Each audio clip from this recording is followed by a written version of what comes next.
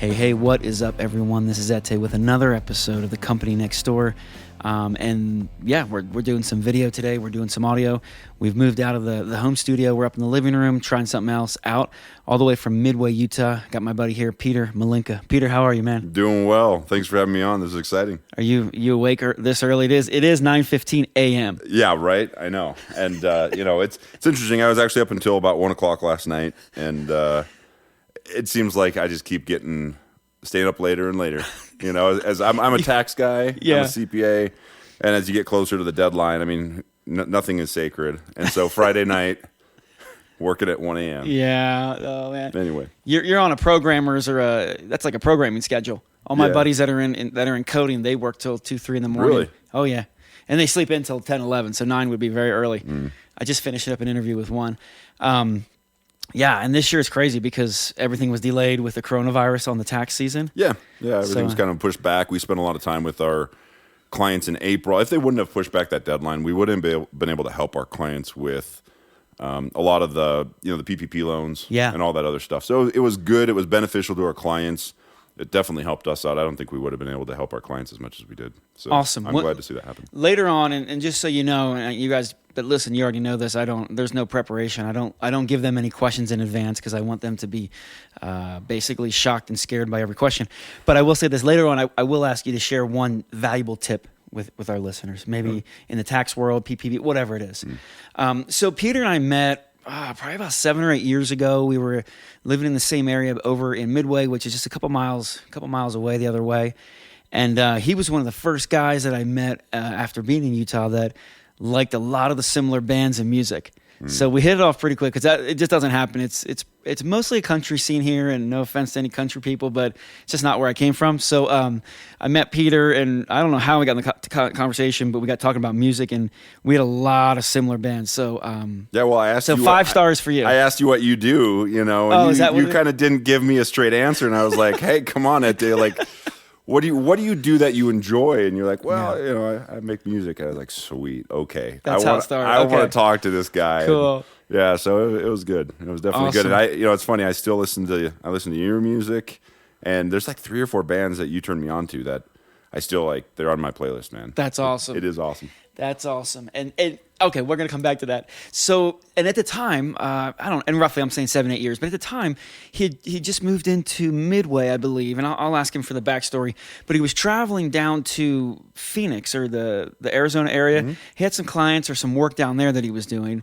And as he's already said, he's in the CPA accounting space, and he was traveling, and his family was here, and you were going back and forth a lot at the time, right? Yeah, I was. And then, so can you walk us through what were you doing at that time? Actually, let's back up. Are you originally even from Utah area? Where are you from? I'm originally from Minnesota. I was born in Minneapolis. Don't hold it against him. Yeah, don't hold it against me, guys. Yeah. And it's sad to see right now with all the riots and the whole George Floyd thing. I mean, I know exactly where that happened, and it's sad to see these blocks just burnt down and looted and everything going on out there. But I grew up there, 14 years kind of in the Minneapolis area, and we moved a little west of Minneapolis, then moved up to St. Cloud, which is kind of more in the middle of Minnesota. Okay. And it's kind of off by itself a little bit from the cities, but it's only about an hour away. Okay. And it was interesting. I'm a member of the Church of Jesus Christ of Latter-day Saints, and so there was nobody up there. Like there's a congregation up there, but in my high school, I was the first time anybody had heard of like a real live Mormon, right? And so they had all kinds of questions for you. They were like, I thought you had horns. It's yeah, like, I've seriously? heard that. Are you kidding me? Yeah. And they were. I think some people were surprised that I was, as open as I was about it, and just be like, like whatever. I'm not that crazy. I'm not that weird. Yeah. And they were kind of thrown off by that. However, I didn't go out and party a lot growing up. Gotcha. That's all there really was to do. It was go party. And I wasn't super into that scene. So it was a little bit of a lonely, upbringing, but I did find some good friends, played a lot of basketball. Okay. And, and then I went on my mission to Japan, went on a church mission to Japan for 2 years, which was crazy because I'm 6'8". And not Japanese. And not Japanese. Looking. Yeah. And there were apartments where the fan blades would have hit me right in the eye, like Yeah, because things are small over there, right? they're teeny. Okay, I haven't been there yet, but people are small. Everything seems tiny. Yeah. They like tiny things. They do. Well, Hello Kitty, little tiny cute things. I mean, the average height of somebody is, I think of like a male over there is like 5'7". Oh, so that's about my size. And so, and I'm 6'8", so I'm a foot taller than everybody on average. And I never met anybody who's even like more than 6'3" over there. It was so weird to see somebody who's 6 feet tall. But anyway, I digress. But yeah, it was just interesting. I hit my head every day. I kept a journal every day of that experience, and I kept track of how many times I hit my head the first 2 months, and like it was 3.7 something times on average. And so if I have some cognitive, Now we know where it came from. There we go. So any hiccups or anything you say doesn't make sense. It's from your 2-year mission service in Japan. Yeah. It's from those, those run-ins. So what was your scene? If that was, and that sounds, I can relate, but what was your scene? So it was just a lot of partying in Minnesota. What was your family life back there? Were your parents entrepreneurs? What did your dad do for work? Tell me a little bit about that. I hope they don't hear this podcast. I hope they do. But yeah, so my dad, he actually, it's interesting. They're really good people. My dad's side is from Germany. My mom's side is from like Norway, and different religions, and they actually are converts to the LDS faith. Huh. And so that definitely played a big role. Yeah. But I'm the fifth of 7 kids. Wow. And part of it's interesting. My parents didn't want to have any kids because they were like, we don't know what we're doing. We don't have any answers for them. We have our own religions we're pretty devout in, and we just my mom went to Hamlin University in St. Paul, and it's a Methodist school. Wow. And she went and she talked to her professors, and she's like, I was reading these things and that stuff and just trying to understand things. And these professors are like, don't try to understand those things. Those aren't good questions to ask. And it was stuff like, where did we come from and where are we going? And, like some of these basics, right? And so she was bothered by that. And it's not that, the LDS faith has all the answers. We don't. There's plenty of other things that, we feel that we have maybe a little bit better understanding of some things, but there's a lot of shortcomings within our own religion and our own people. There's and some things we just don't know. Yeah. And so, but because when they converted, she did feel like she was able to find some answers to these basic questions, and then they had 7 kids. Chaos. And mass chaos ensued, right? And so I'm the fifth of 7, and it's kind of a when you have that many kids growing up, it's always a party at your house. Yeah. You have your own scene at home. I mean, there was probably always kids at home, people to hang out with. My brothers always were coming home with fireworks, firecrackers. If I just could hang out with my older 2 brothers, it was a good day because they'd be lighting something on fire. Yeah. And in Minnesota, it's not like Utah. Minnesota, it rains all the time. It's lush. It's green. It's cold. There's lakes everywhere. So things don't just spontaneously combust. Like here, we have wildfires all the time. Yeah. But I remember, just having a great time going out. We lived next to a big state park out there, Carver Park, like 3,000-4,000 acres, and we just go up into the woods. And but when we moved to St. Cloud, there's a Samoan family up there. Oh, and I became pretty close with them. Then there was always fun stuff going on there too. Yeah, right? Good food too. Yeah, good food. But they kind of taught me to be who you are. Seeing them in their situation. There's not a lot of Samoans in St. Cloud, Minnesota, man. I mean, I don't think there's any Polys up there. Yeah. And they were just such an awesome family, and they were willing to take me in, and they taught me, hey, have some confidence in who you are. Yeah. So that was really helpful. And I wish I went back to Minnesota more to be able to see some of those guys. But anyway. So yeah, from Minnesota. Were there a lot of entrepreneurial people in your family life, in your neighborhood community? What were most people doing, or what are some of the things that like your dad? What do people do for work back there? Yeah, I mean, I guess I think about it. As a kid, you don't really that's true pay attention to what people do so much. But some of the things that did inspire me, my dad, he has a PhD in. Dang it, I can't remember. I know he did physics as a major. Super smart then. Undergrad. And then he worked on nuclear submarines for the government. And, he went to Washington State to do Washington University to get his master's. did his PhD, I think, at Minnesota. That's where he met my mom. Okay. And so he's really well educated. Yeah. He taught as a professor at St. Cloud State University for a while. It's kind of why we moved up there. Just done a lot of different things. Gotcha. But didn't have a career.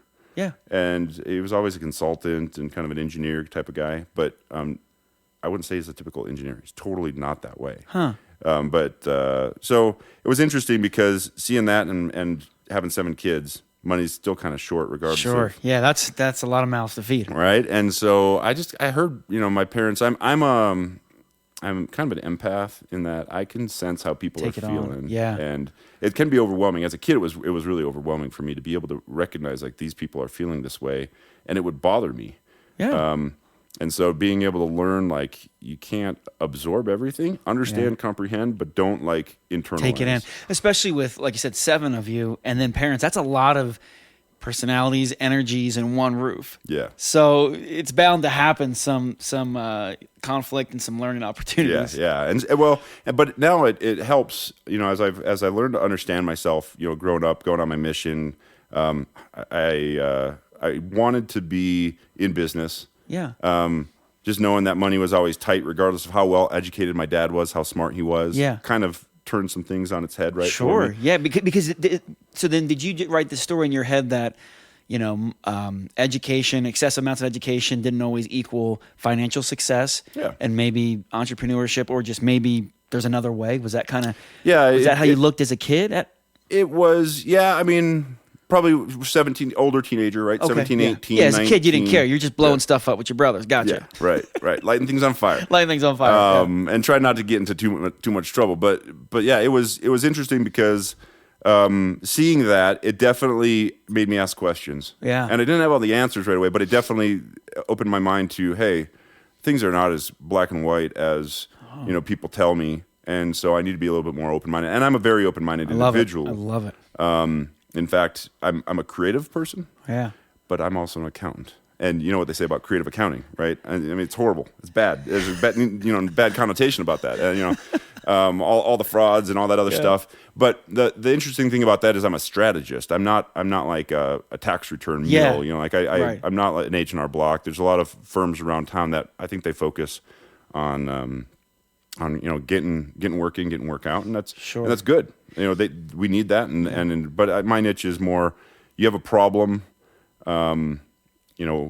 If people are making money, their biggest expense is going to be taxes. Sure, I can relate. And so it's painful. So sitting down and going over all the facts and being willing to take the time to sit down with somebody, it costs money, and so I'm going to be more expensive as far as a firm goes. Yeah, but if I can show my value, it's there. If you can save the money, then it's the easy justification. Yeah, and so that is that's kind of where I didn't want to go into taxes because I just I thought they were nerdy, and weird people who like tax and whatnot. But I did in Minnesota. It's interesting. There was something called the post-secondary option, and it was essentially the state wanted this program that said, hey, if they put the program together that said if you are in the top half of your class as a junior in high school, you have good grades, and the counselor kind of feels you're responsible enough, you can go to college as a junior and a senior. The state will pay for your books and tuition, and so you can get an associate's degree while you're in high school. While you're in high school, did you qualify? Yeah, and so my brother did it because we moved when he was in high school, and he hated the new high school scene. Gotcha. And he was like, man, this sucks. I don't want to be here. Yeah. He heard about this. He's like, great, I'm doing that. Give me more free time. Go see my friends down in Minneapolis and so on and so forth. So he did that. And when he told me about it, it was an interesting, like, okay, I'm going to go do that. However, it was a new program. And so like the prereqs weren't in place yet. So you could sign up for any class. Wow. And I signed up for a computer science class that like had a prereq of calc. Okay. And as a junior, I'm starting my that's junior a lot, man. fall semester. I had never taken a calc class. Calculus is something that was Something wrong with you, right? and then the professor I think it was from Bangladesh, had a really thick accent, and between that and like the calculus that I needed, I got a D in that class. Wow. Yeah, and I was like, man, okay, well, that sucks. So anyway, I after I graduated from high school, got my associates, went on my mission. I applied to BYU because I don't know why. I always had a strong connection there. Two of my siblings had gone, but none of them were like, hey, you got to go to BYU. None of them like. And this is Brigham Young University in Provo. In Provo, Utah. Okay. Utah, yeah. And so, I don't know why I felt strongly to go there. Huh. I mean, on hindsight, I can see why. Yeah. I believe that we're all divinely guided to a certain extent. There's a reason for things, Yeah. And so I applied. They said no. I finished my associates. I had to take like a few summer courses to finish my associates up. And I thought, well, maybe if I have my associates, then they'll, And I didn't have bad grades. Yeah. I was like a 3.74. That D really hurt me. Wow. And they didn't let me in. Then I was like, well, maybe I need to go on a mission and then come back, and maybe they'll let me because I'm a mission, post-mission stuff. I know that that was kind of the rumor back in the 90s. They liked that. I did like the seminary thing. I did everything I could, and nope. When I came back from my mission, my parents had moved up to Duluth, Minnesota, which is up kind of by Lake Superior. Yeah. Totally different climate, both culturally and weather-wise. And is it more like it's more like an Austin or a Portland kind of, or no, not as much? Okay, I've heard good maybe things. A little bit. I mean, it's doing better now. I've heard good things about the music scene. There's some bands that I like that have come out of Duluth. Yeah. I mean, back in 1990, well, probably 2000, around 2000, it was the town was getting smaller. It was an older town. Okay. Demographics wise, it was an older town. A lot of older people, retired people, and they just didn't have a lot of industry going on up there. Gotcha. So it's getting smaller and smaller and smaller. But anyway, it was interesting to go home to a place that I had never really lived. I'd gone up there for the summers because my parents, my grandparents lived up there. Okay. But they wanted me to kind of stay there, and I was like, no, heck no, I'm not. And, can't do this. Yeah, and my mission really changed me too. Like I went through some massive depression on my mission. Huh. It was really hard to go. Like I'm tall. I'm LDS in Minnesota. I'm kind of an outsider. Yeah. Didn't really feel like I fit really well. Yeah. And then you go to Japan, and it's like the beds are too small, the doors are too small, Yeah. the cars are too small. Like I just felt like I didn't belong, and but still serving people and whatnot. And then there were some experiences that were just really difficult. Sure. 9/11 happened while I was there, and the language is a huge barrier. I mean, even after like you go to a Spanish-speaking place, you go to some other more romantic, language place, Italy, Europe. It's easier to comprehend, and your retention actually is significantly higher. Sure, because you're just going, hey, I understand like 10% of what they're saying. Where in Japan, it's like, what is that a word? Yeah. Well, in the sentence structure, Yeah, everything's different. The words can be similar, between Spanish and Portuguese and Italian and French. Yeah, I studied French in high school, and the sentence structure is the same. But in Japanese, instead of saying, "Hey, I'm going to go to the library," you say, "The library, go, I will." And Sounds like Yoda. yeah, right. And so you just don't think that way, right? But it's in. I came back from my mission, and like within 6 months, my comprehension was down to like 10%. Wow. And so I don't know. I struggled there. It was a hard time for me. It was a good experience for me to struggle. I look back on that and realize that like a lot of the hardships that we have. If we decide to become bitter about them, they can do damage to us. I love that. But if we are willing to, own it and just... Yeah, you own it. You partake of that bad experience, and you say, okay, I'm going to look on the bright side, and I'm going to take what I can from this, and I'm going to let it make me stronger. That's awesome. And so that's what you learned. Yeah. I mean, that's essentially what you walked away from 2 years, and that's worth it. I mean, that's a life-changing lesson. It totally is. Yeah. And I think a lot of people need to learn that, and I think that's why something like that can be so valuable. You take time away from you focusing on your life, and you focus on other people, helping other people, and you have a bad experience or a good experience or variety, and you come away going, I'm a little bit more mature just because I had to do these things when I was a young, wet behind the ears, young pup. But and that lesson really, I mean, that's ultimate preparation for entrepreneurship, because it's so hard at times. It has ups and downs, and you have to make a choice every day to just get up and keep going. Yeah. When you could easily stay in bed because there's no boss. You are the boss. Yep. And that's difficult. Well, and then there's so many disappointments in business. Constantly. So many disappointments. I mean, it's literally managing disappointments. Yes, that's exactly what it is. It is managing disappointments. That's what business is. There you go. And not getting too pumped up over the the great things that happen. Not because there's going to be disappointments with those things too, right? They're waiting for you. So it's I think that when you look at the difficulties in life, it definitely prepares you for that. The other thing is there's some entrepreneurial spirit in my genes. My grandfather on my mom's side, he was a CPA, which I didn't really know. You didn't know until after you got into it? I knew when I was getting into BYU. Gotcha. So when I left Minnesota after my mission, because I didn't want to be there, my brother had bought a house out here in Utah. And he's like, why don't you just come live with me? And it happened to be across the street from BYU.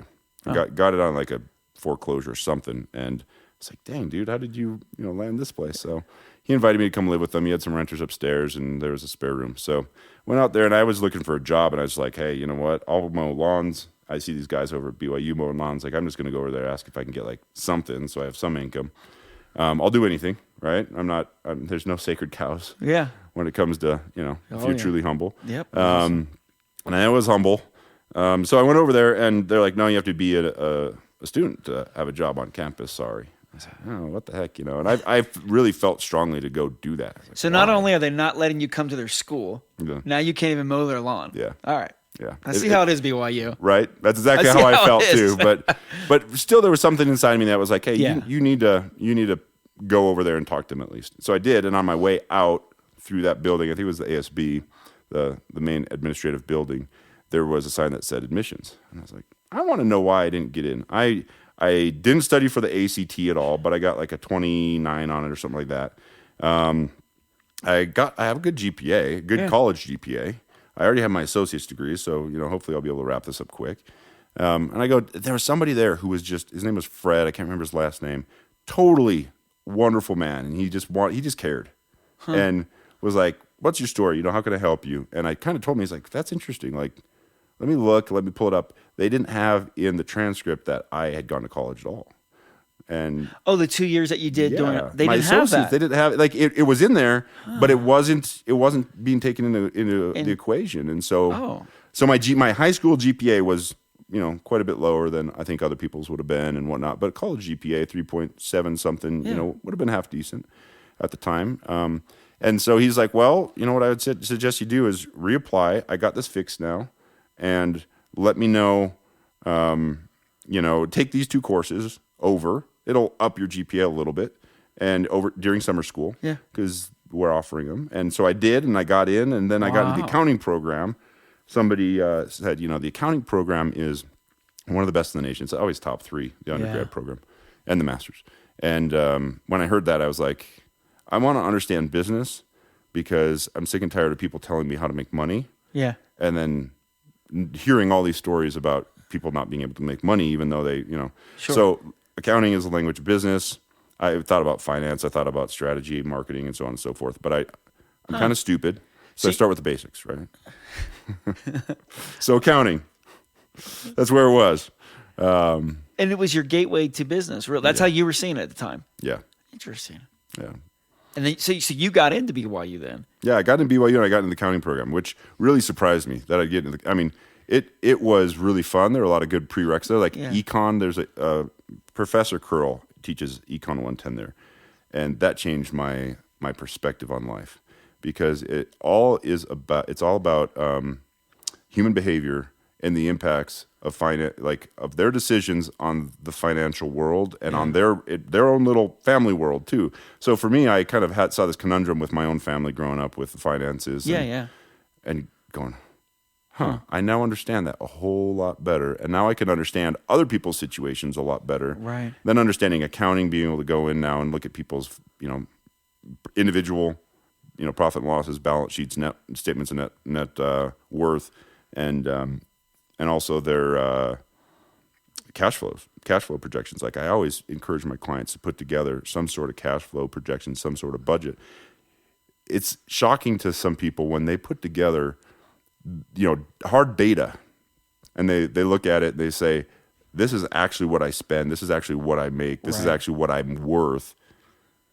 They're always surprised. Yeah. And it's usually just because they've never considered it before. And they, wow, our burn rate's a lot higher than we thought it was. Or, Gotcha. you know, and people do that for their companies because they have to, you know. But they don't do it for themselves. Individually. Yeah. And then they don't have goals too. They don't have financial goals usually. I want to be wealthy. Okay. How wealthy? What does that look like? You know, and how are you going to get define wealthy? What is success? Yeah. And what's your timeline for it? When do you want to be wealthy? And how are you going to go about doing that? And so I do manage investments. I manage different people's investments because they've asked me to, and it just kind of, when you're a tax strategist, you start, you deal with wealthy people because, you know, people who aren't making a lot of money don't need tax. They don't need you. Yeah. And go ahead. So you mentioned earlier, you said you're a creative type, which I know that already. Is that, and so I am too. And one thing I'd never understood was that how much creativity is in business, right? I never considered it. Always, when I was a kid, they looked boring. I thought the creatives were the musicians, etc. So here you are, and it seems like the tax strategy, does that allow you the space to be creative, and does that fulfill your creativity, your need for creativity within enough to keep you balanced and happy and satisfied? That is a great question. And honestly, at times of the year, no, because you just got to grind it out, right? When deadlines are coming up, when you're coming up, okay.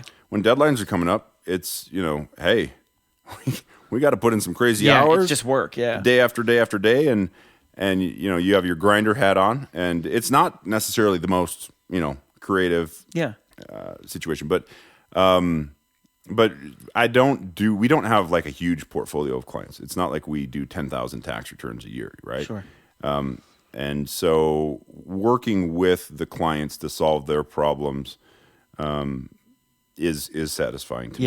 Yeah. And but being able to, I mean, that's really where employees come in. Like I started, I graduated let me go back here for a second. Sure. I graduated from BYU. Okay. I went and worked for Goldman Sachs for a little bit. Okay. An investment banker in Salt Lake City. Okay. I worked for them in the private wealth management side of things. I was a peon. Didn't do anything important. Gotcha. But it opened my eyes to the bigger and that was actually during 2007. Wow. I was there in 2007 must have been crazy. When toxic assets were being sold. Let's put it that way. I don't know how much knowledge there was, but you know, that's not what this podcast is about. But and then I went and I worked for Deloitte & Touche, which is one of the big four. Yeah. I moved to Dallas. Okay. Worked on there doing auditing. So I worked on a few merger and acquisition projects. Did auditing, third party audit. You know, you're the external auditor. You come in and you opine on people's financial statements for, you know, SEC filings and, you know, Gotcha. Like Dr. Pepper was one of the clients I was on, right? Wow. I actually was on the city of Arlington when they were building the Jerry's World, the AT&T, you know, football stadium down there, right, for the Cowboys Stadium. That's awesome. It was kind of a unique experience. I was on some golf courses. Yeah. Club Corp. They own a lot of really nice courses around the country. And so you had a great resume. Yeah, it's kind of fun to see that kind of stuff. Wow. But as far as like the financials, being able to compare and contrast like all over the place from different industries and different things, it really is interesting to me. So, but then you get into the day to day, and it may be like 5 or 10 minutes where you're like, oh, that's interesting. The rest of the stuff is just drudgery, right? Yeah. And they're and the big four, they wring you like a sponge. They just, you know, try to get every last drop out of you. I mean, I had a new baby. I had to study for the CPA exam. And I was moving from project to project, and there was really no slow time for me. People say there's a busy season, and it's like, no, I went from one audit to another audit to another audit, and they had different deadlines around the calendar year, and so I don't remember really having much slow time. Wow. And studying for the CPA exam is a pain in the butt.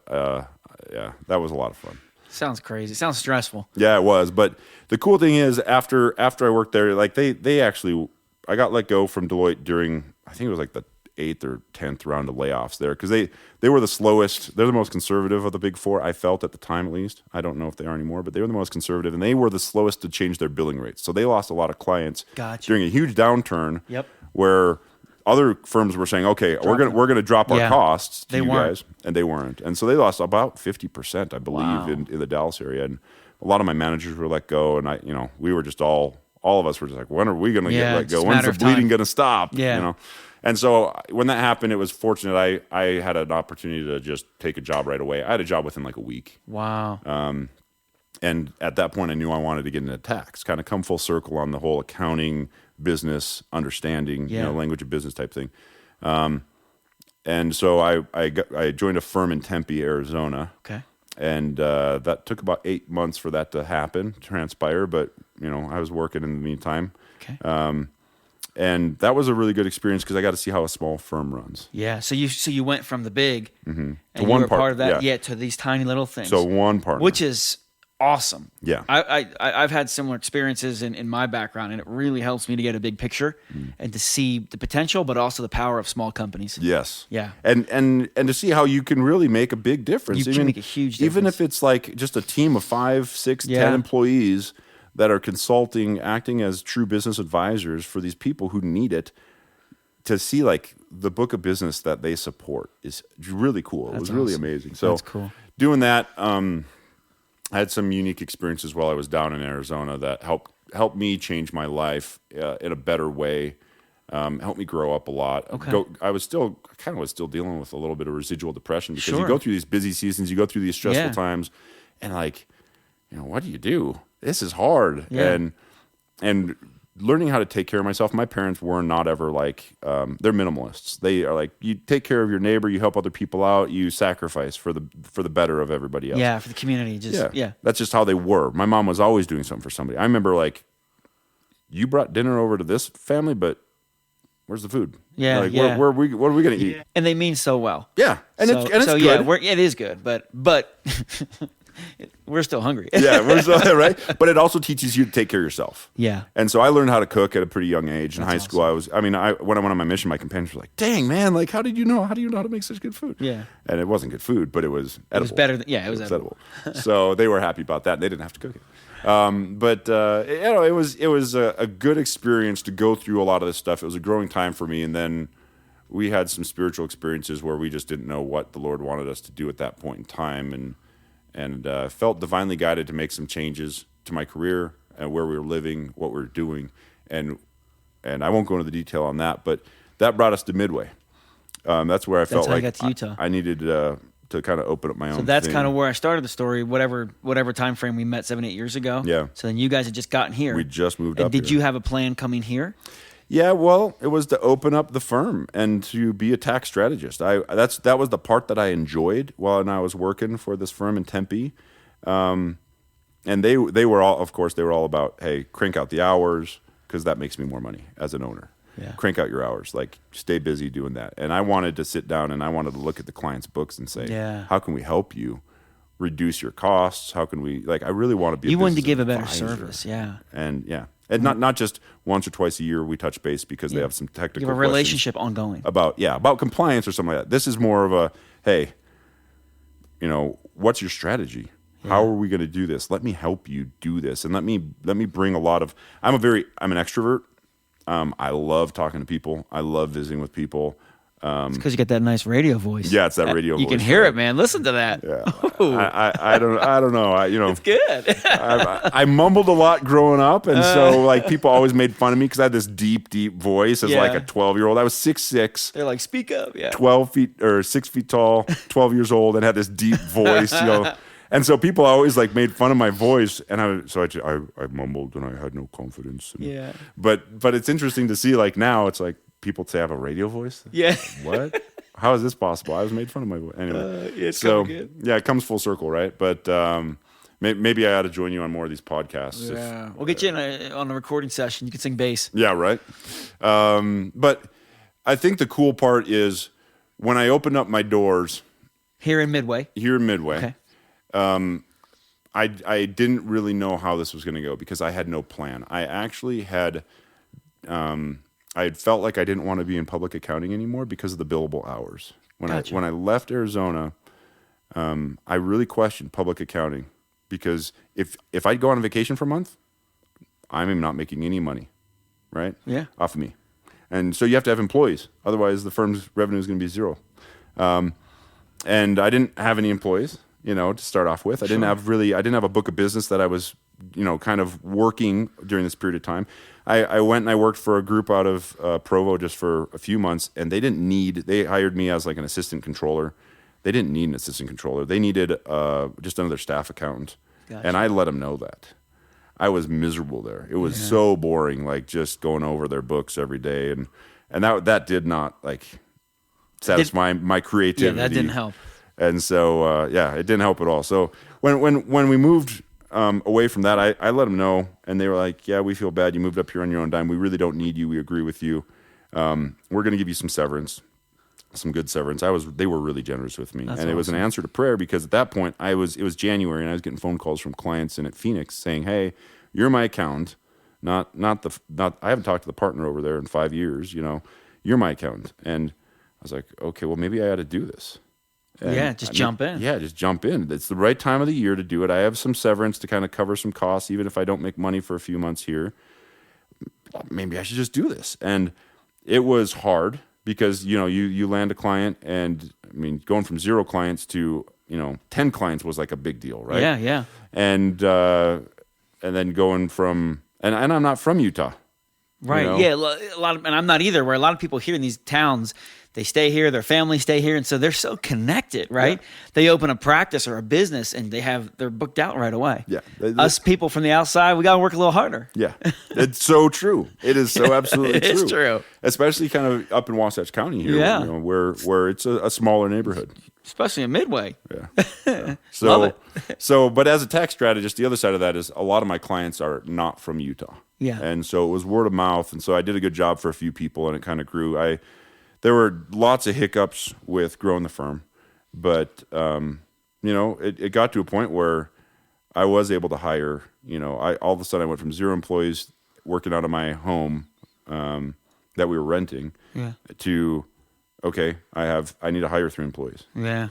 And which is its own level of stress. Yes. And then manage and support and HR and payroll 3 employees. Yeah. Yeah. Yeah. And bringing those people on, training them up, making sure that they're doing what's supposed to be done. So it was a bit of a challenge, and that was like 2014 when we hired those people, and one of them's still with me. It was interesting in 2017. I think we had 7 employees or 8 employees at that point in time. That's a spot. The reason I ask, I guess, is from personal experience.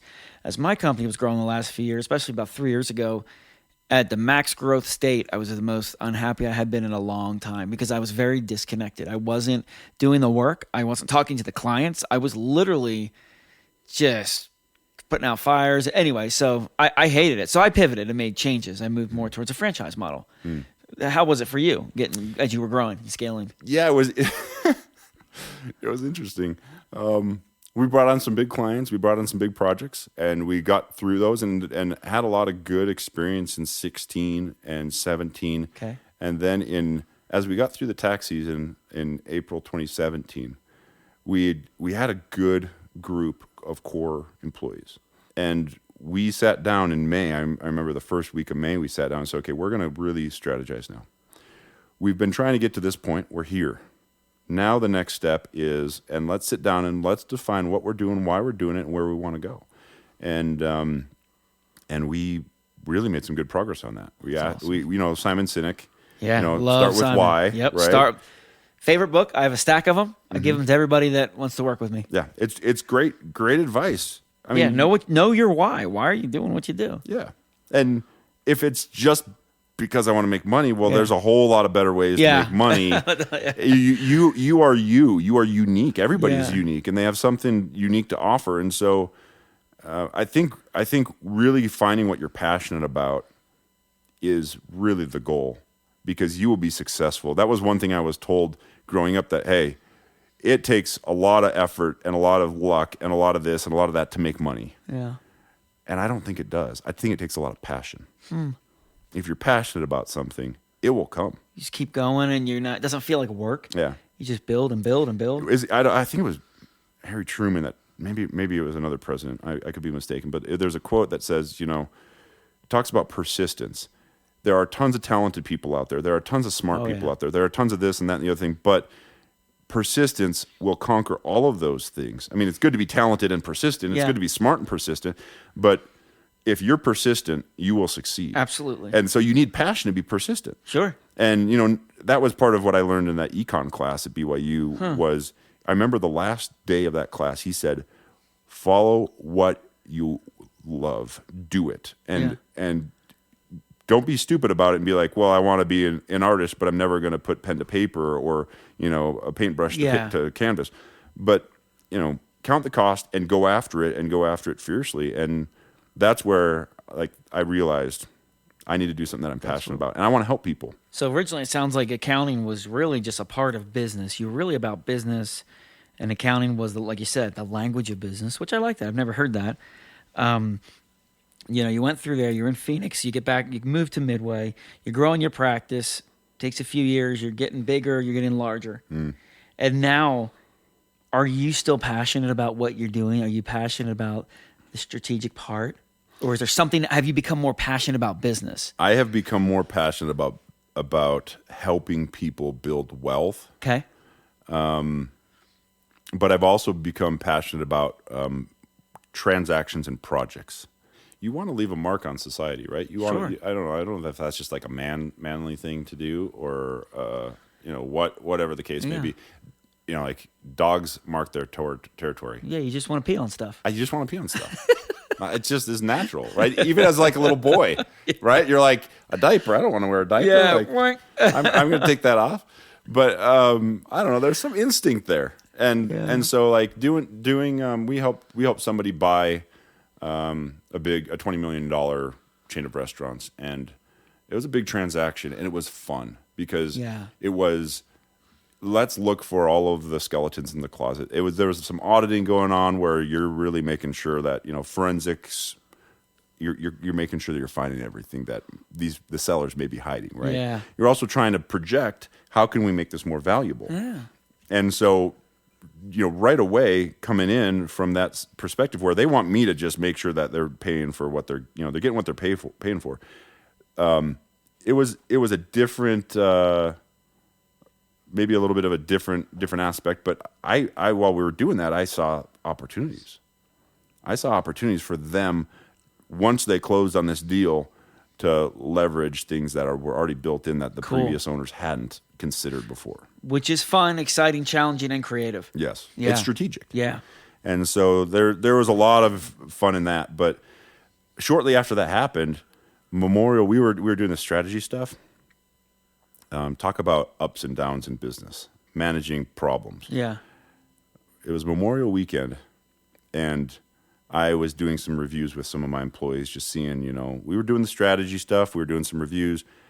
I sit down with my main manager, my right-hand guy who was helping me. I mean, we were making progress with our firm because of him. Right. And he comes in and he said, "Hey, Peter, I just was given a job offer." What year is this? This is 2017. Okay, good.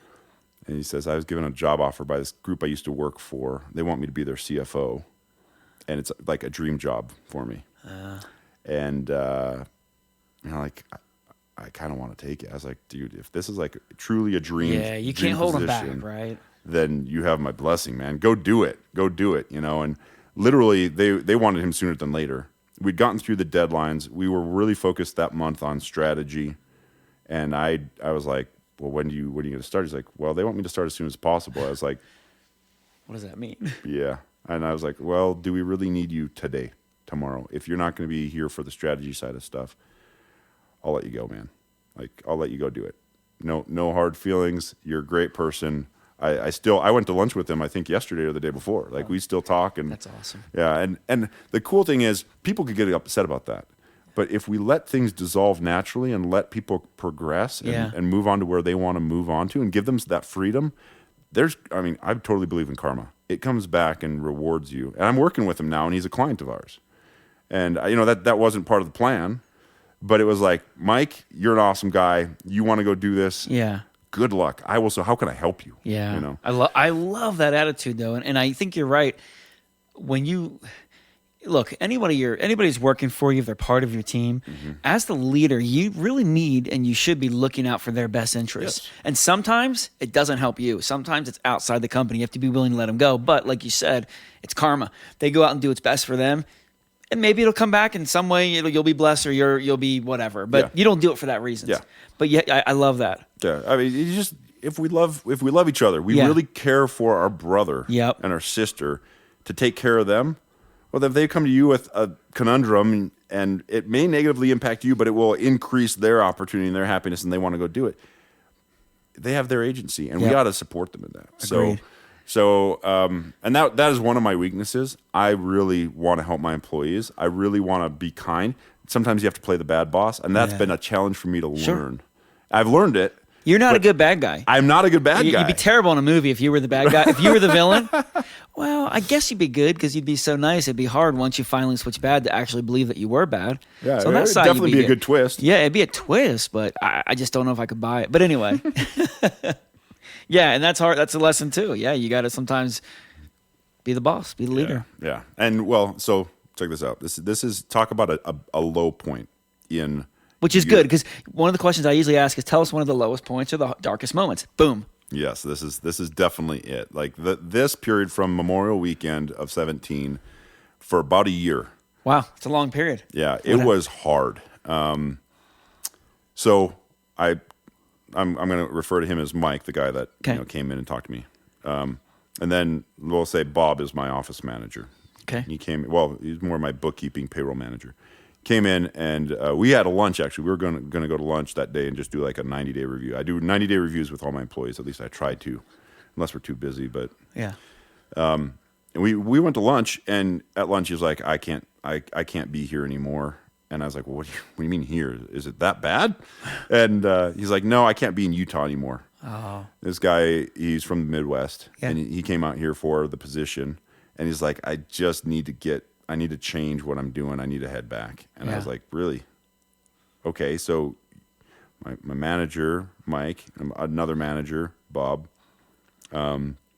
he gave me his notice. He's like, I'll stick around for 60 days because I know that this needs a transition. Yeah, it's hard. And I really appreciated that. He ended up sticking around a little bit longer because we had a hard time finding somebody to replace him. But that was like hard news to swallow. Like two of my main guys. Here we are. We finally got to this point. Now we're talking strategy. Now we're getting the ball really rolling to the next steps.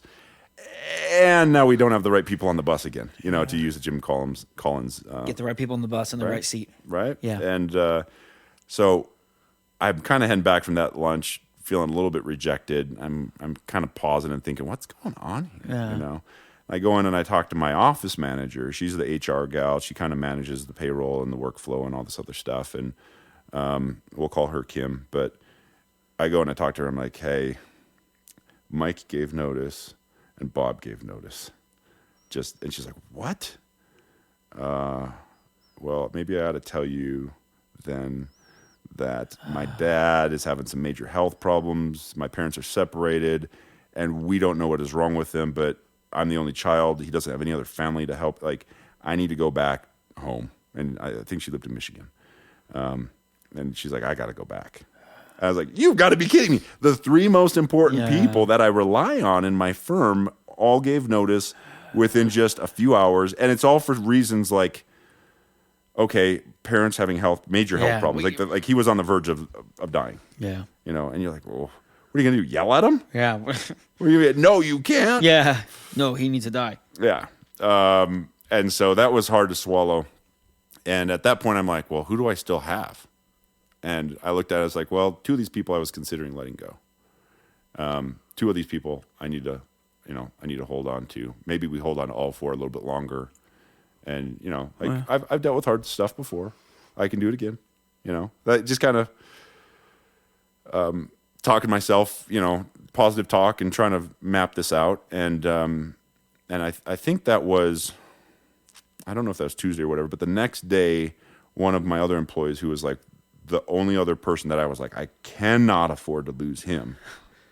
He came in and he told me he was 23 years old or something like that. He said, I had no plans to serve a mission for the church, same church. He's a member of my faith as well. And he said, but I've totally changed course on that in the last 2 weeks. And I met with my bishop and we turned in my papers to go on a mission. And my jaw just dropped. I was like, you've got to be kidding me. In the matter of 24 hours, I've lost everybody that is really, really important. That's crazy. To this firm. There's a lesson for you, obviously. There's a reason. And that's where I'm hoping Yeah, right. I'm hoping. That's what I had said. I was talking to God about this, and I was like, "What do you want me to learn?" Like, and the temptation, honestly, this is something I had to learn was we could ask why all the time, and that's not the right question to ask when we're dealing with anything. In business, we deal with disappointment all the time, and if we ask why did this happen, that can be helpful when you're doing it in a productive fashion. When you're actually like, is there a reason for this client leaving? What did we do wrong? But when it's more geared towards God, He doesn't want you to ask why. He wants you to ask, what can I learn from this? Oh, okay. That's my perspective on this. Is I love it. What can I learn from this? And so with that perspective in mind, it's less entitled, because why can be an angry cry, right? Sure. Why? Yeah. And it reminds me of Star Trek. Con, like you just get so angry about something, and if we get stuck on that, we can't move past it, and it's not productive. So you ask the question, what am I supposed to learn? Yeah. What do you want me to learn from this? Yeah. And then you start, you keep a journal. I think that's one of the keys to life is keeping a journal, because if you keep a journal, you're writing down your thoughts, you're writing down your struggles, you're able to show that you're able to stay engaged in what you're doing. I think that really helps. That's cool. And so, as I was going through this process, I look back on it and I just have to laugh when I go back and I read my journal about this period of time, because it was like all over the place. Wow. I was really struggling. And you had good reason to. Yeah. That just hitting what you thought was the crest of the mountain and then losing everybody that matters. Yeah. This is a good story. Yeah. Groundbreaking. Well, and the thing is, it's different for service, professionals, right? Oh, yeah. For me, your inventory, your assets are your people. Yeah. For me, I've built systems so I can bring people in a week, replace everybody, including myself. You can't do that. No. They have to be familiar with the clients. You have to hand them off to the clients. Yeah, you have it's a process. There's a lot there. So how do you pick up? How did you survive that? Because it's 2020, and I believe you're still doing business. So you survived it. And what was did you make any pivots or any changes? Was that a time where you reflected and like, you know what, this is why this is happening. I'm going to go over here. Yeah, there were a few of those things. I honestly think a big part of this was just having to learn patience. Okay. And to learn to slow down your pace, because at this point I had been sprinting. Yeah. I had sprinted for 3 years. I opened in 2013. And just go. And it was just crazy. Yeah. And by the time we got through, by the time we had 7, 8 employees, I guess I wasn't including myself in that number originally, but I'd maybe just started slowing down and able to look at the strategy behind what we're doing and the processes, and let's improve here. But I think I needed to learn how to not be so crazy. Sure. I need to be more committed to myself and to my sanity and to being able to maintain, because you can burn out. You can get burn out so quickly, right? Yeah. And that's the struggle in, why are CPAs not at their office the week after the deadlines? Because they're zombies. Yeah. Because they've been working super hard. Around the clock. They're burnt out and they need to get away. And my wife and I had this, the first few years we kind of had to learn this, but we have the zombie week. We don't go on vacation the first week after deadline because I am just trying to recoup. And vacations are stressful.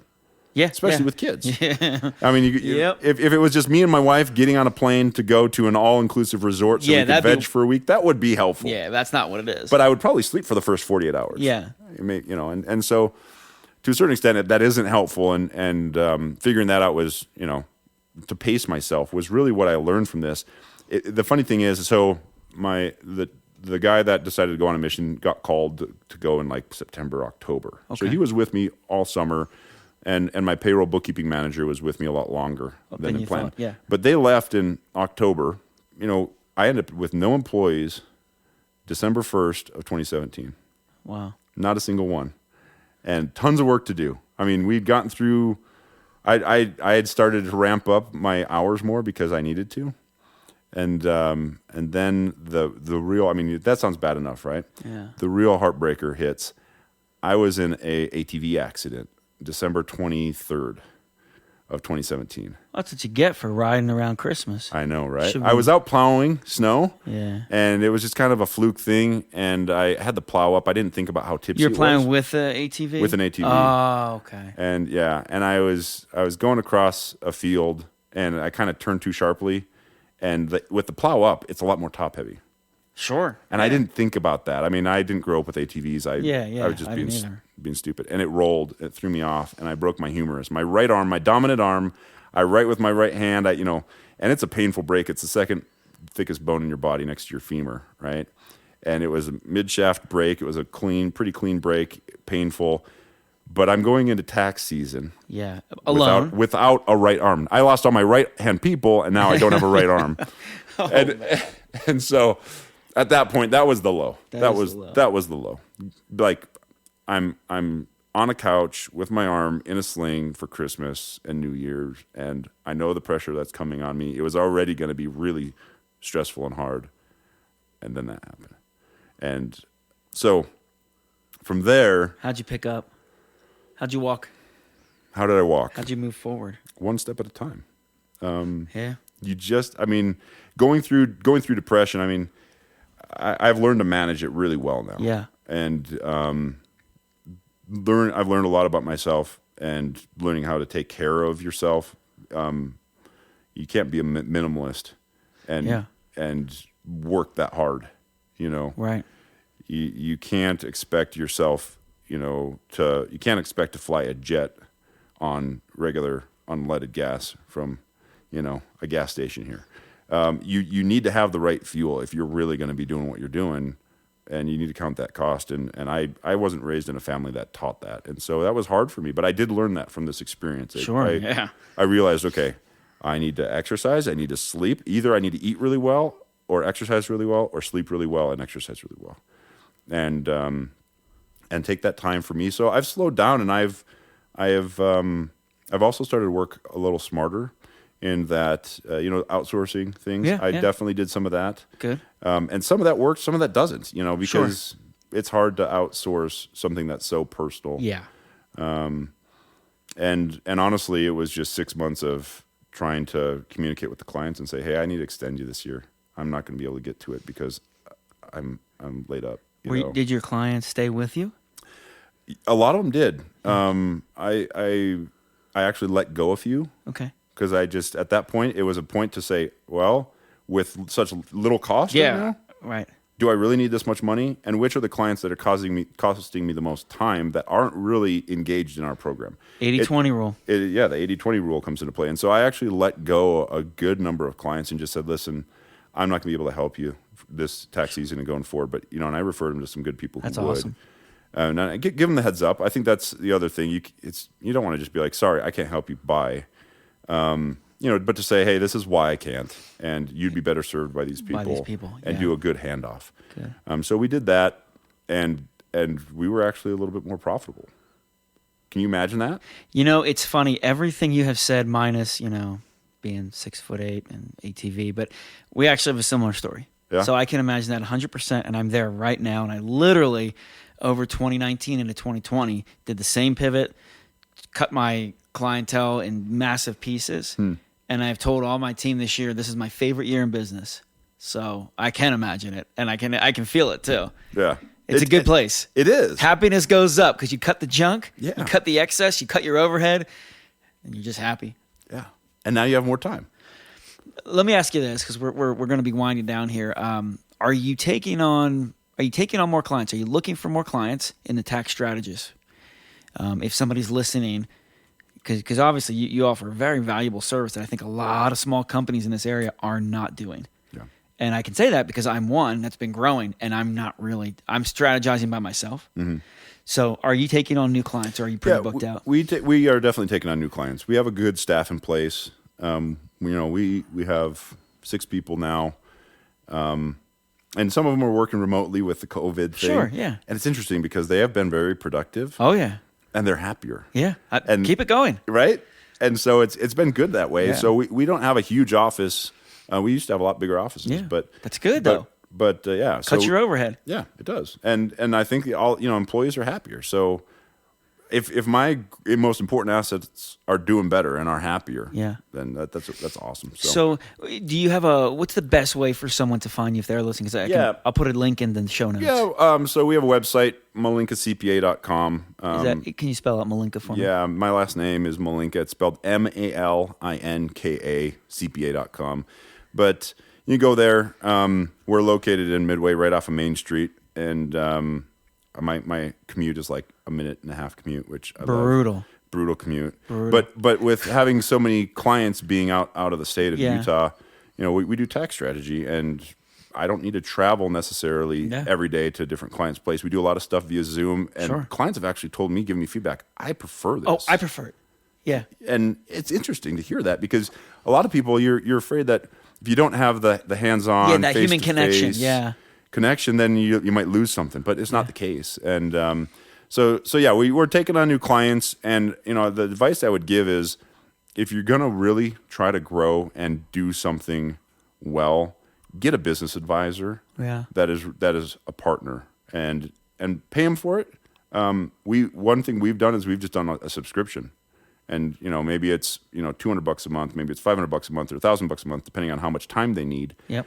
But that way, you can call me, and or the point of contact on if it's a payroll thing or a bookkeeping thing or a tax strategy thing. We have different people that take care of different things, but I don't want my clients not to call me because they're afraid they're going to get an invoice. So I start off saying, "Hey, this. I will do a free consultation with anybody." Yep. Because you don't know what you don't know. And if you are like, I'm afraid to spend that money, you could be making a big mistake, and that maybe there's an opportunity to save you some pile of cash. Yeah. Or maybe there's an opportunity to pivot and really grow your firm in a way, your business in a way that you wouldn't otherwise. So we do free consultations, initial consultations, and then we also do, if it's like a 15-minute phone call or less, I'm not going to send you a bill. That's awesome. I want you to call me and ask me questions. Does that mean that my emails, I'm inundated with emails, voicemails, and so on and so forth? Yes. And that's where my staff comes in. Like I try to manage all of that inflow of questions and whatnot through my staff. And they do a good job. And so it's interesting because under the new Trump tax law, there's a lot more opportunity. And so since that law was passed in December of 2017, there's been a lot more opportunity to do stuff, and the economy's been booming. Yeah, it has been doing really well. Stocks are back up. I think it's the best time to be in business. Personally, if you get in now over the next 6 months, I think you're going to find massive opportunities. Yeah. So for anyone, if you're looking for someone, I love what you're saying. You've got some subscription options, strategy options, all these things to really be a part of the team, a small part of the company's team. And I think unfortunately a lot of people overlook that step. They think they can do it on their own. But truthfully, I have found you spend a little bit of money, you have to look at the ROI. The return is significant. So it's not even a question, really. Yeah. So I'll have a link to your website below for anyone that's interested. My last question is going to be a fun one, but Peter, what do you like to do on a fun day? Like, I know you've been working for the last 50,000 years nonstop.